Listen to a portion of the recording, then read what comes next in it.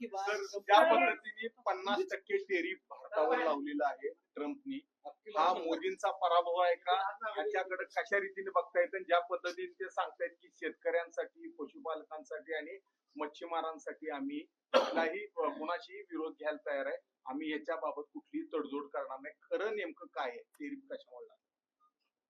एक लक्षात घेतलं पाहिजे की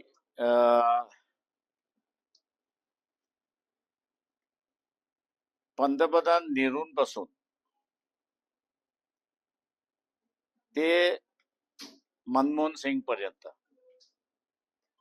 कुठल्याही पंतप्रधानाने बाहेरच्या देशामध्ये जे भारतीय नागरिक होते त्यांना एकत्र केलं नाही किंवा त्यांना ऍड्रेसही केलं नाही, म्हणजे त्यांच्या समोर भाषणही केलं नाही. जगामधल्या अनेक देश आहेत की ज्यांची लोकसंख्या वाढत नाहीये, हे आपण त्या ठिकाणी पाहतो आहोत. या सगळ्या देशांमध्ये एक भीती निर्माण झालेली आहे आणि ती भीती ही आहे की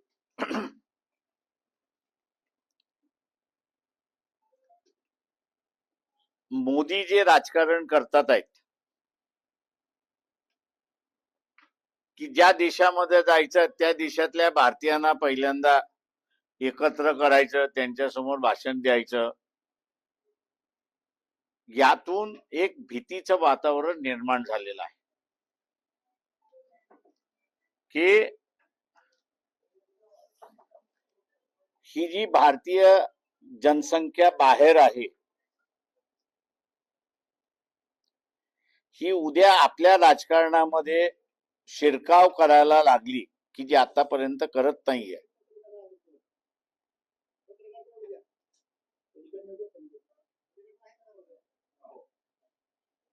शिरकाव करत नाहीयेत. यांनी जर शिरकाव सुरुवात केला तर आपल्या इथली परिस्थिती त्या ठिकाणी बदलू शकते आणि ती म्हणजे स्थानिक माणूस जो आज राज्य करतोय तो राज्यकर्ता राहणार नाही, तर हा बाहेरून म्हणतो तो आपल्यावरती राज्य करेल, ही भीती त्याच्या मनामध्ये बसलेली आहे.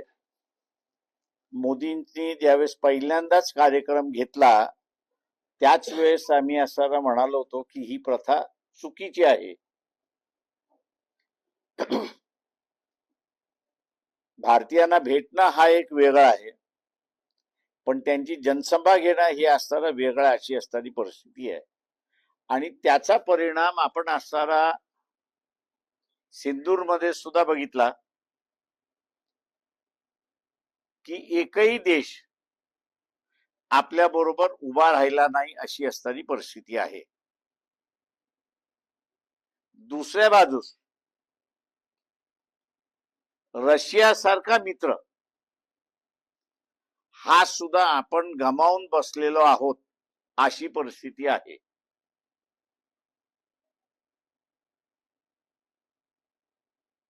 रशियाचं तेल आपण असताना विकतोय